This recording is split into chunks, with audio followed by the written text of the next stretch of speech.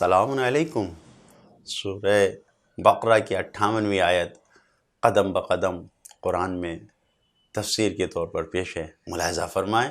بسم اللہ الرحمن الرحیم وَإِذْ قُلْنَا ادْخُلُوا هَٰذِهِ الْقَرْيَةَ فَكُلُوا مِنْهَا حَيْثُ شِئْتُمْ رَغَدًا وَادْخُلُوا الْبَابَ سُجَّدًا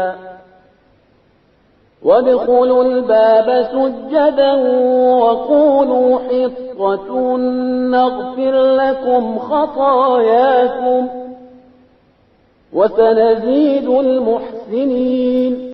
اور وہ وقت بھی یاد کرو جب ہم نے کہا کہ اس قریے میں داخل ہو جاؤ اور جہاں چاہو اطمینان سے کھاؤ، اور دروازے سے سجدہ کرتے ہوئے اور حطہ کہتے ہوئے داخل ہو کہ ہم تمہاری خطائیں معاف کر دیں گے اور ہم نیک عمل والوں کو زیادہ سے زیادہ جزا دیں گے، اضافہ کر کے بدلہ دیں گے۔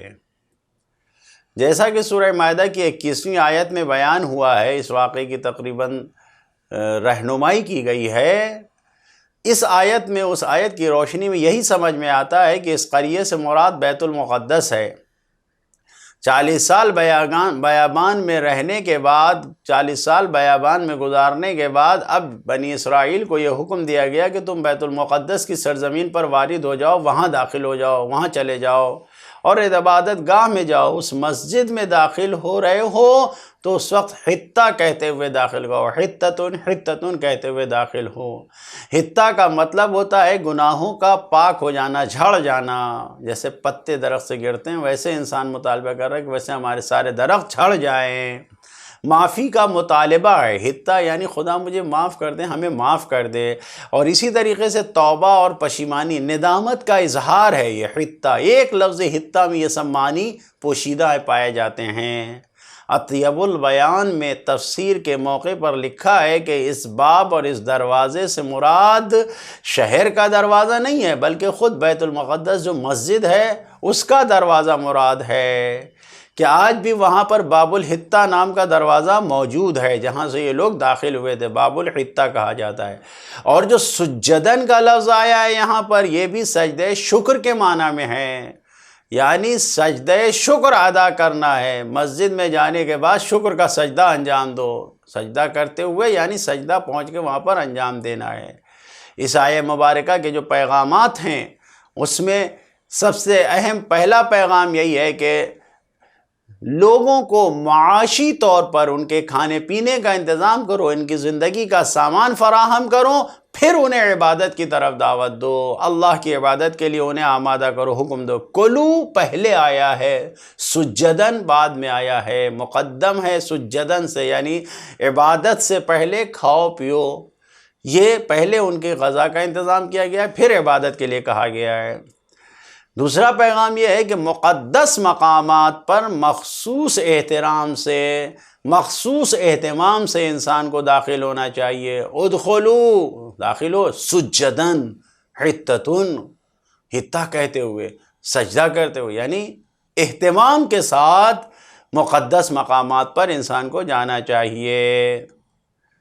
تیسرا پیغام یہ کہ یقیناً خداوند عالم بخشنے والا ہے، آمرزش اور بخشش سب اللہ کی جانب سے، لیکن ہماری ذمہ داری کیا ہے؟ ہمارا ہر انسان کی ذمہ داری ہے کہ وہ استغفار کرے، خداوند عالم کی بارگاہ میں مغفرت کو طلب کرے، آمرزش کو طلب کرے۔ جب انسان آمرزش کو اور مغفرت کو طلب کرے گا تو یقیناً خداوند عالم معاف کرے گا، کیونکہ یہاں پہ یہ کہہ رہے قولوا حطتن، تم معافی کو طلب کرو، توبہ کا اظہار کرو تو خداوند عالم معاف کرنے والا ہے۔ اسی طریقے سے اس آیت نے یہ بھی ہمیں پیغام دے دیا کہ دعا کا سلیقہ اور توبہ کا طریقہ خداوند عالم سے سیکھنا چاہیے، جس طریقے سے خداوند عالم نے یہاں پر پیغام دے کر سکھایا ہے۔ پانچواں پیغام یہ ہے کہ اللہ کے حکم اور اس کے قوانین پر عمل کرنے میں ہی انسان کی بخشش اور مغفرت ہے۔ اگر انسان خدا کے قوانین پر عمل کرے گا، پابندی کرے گا، تبھی اس کی بخشش ہوگی، مغفرت ہوگی۔ اسی طریقے سے استغفار کرنا گناہ کار کے لیے بہترین عمل ہے، جس سے خدا نخواستہ کوئی گناہ ہو گیا، اس گناہ کے لیے استغفار کرنا بہترین عمل ہے۔ لیکن جو نیک اعمال انجام دینے والے ہیں، جن کے پاس کوئی گناہ نہیں ہے، ان سے استغفار کا کیوں حکم دیا گیا ہے؟ درجات کی بلندی کے لیے، وہ اپنے ایمان کے درجات کو بلند کریں، ترقی پہ لے جائیں، اس لیے انہیں استغفار کا حکم دیا گیا ہے۔ تمام نیک لوگوں کے لیے، ان کی بلندی میں، ایمان کے اضافے کے لیے اللہ تعالیٰ یہی تو فرما رہا ہے آخر میں، اس آیت کے آخر میں یہی تو کہہ رہا ہے کہ جو نیک کام کرنے والے ہیں، ان نیک کام کرنے والوں کو ہم زیادہ دیں گے، بڑھا کر دیں گے، اضافہ کر کے دیں گے۔ یہی تو اس آیت میں بیان کیا گیا ہے، جتنے بھی نیک کام ہیں ان کو انعامات سے ہم نوازیں گے۔ اسی لیے انبیاء الہی اور اولیاء الہی جو اللہ کے خاص بندے ہیں، وہ یاد خدا میں مشغول رہتے ہیں، قرب الہی سے بالکل قریب رہتے ہیں، لمحہ بھر بھی، ذرہ برابر بھی وہ خدا کی یاد سے غافل نہیں ہوتے۔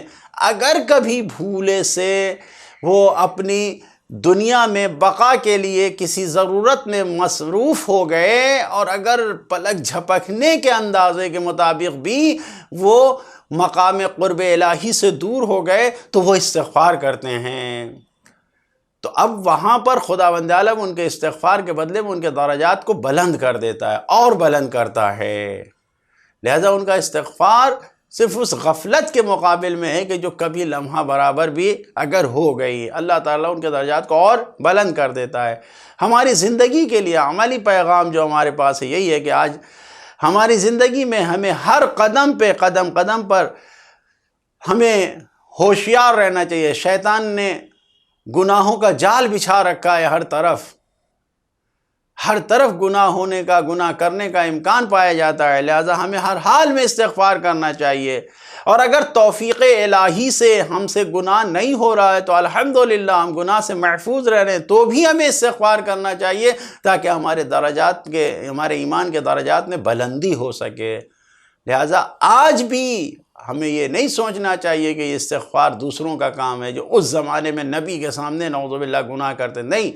آج بھی اگر ہم سے کوئی گناہ ہو رہا ہے تو ہمیں ہر قدم پہ، گناہ نہیں بھی ہو رہا ہے تو ایمان کے درجات کو بڑھانے کے لیے استغفار کرنا چاہیے۔ خدایا ہم سب کو سحر کے وقت مخصوص طور سے استغفار کرنے والوں میں شمار فرماتے ہوئے ہمیں استغفار کی توفیق عطا فرما۔ والسلام علیکم ورحمۃ اللہ وبرکاتہ۔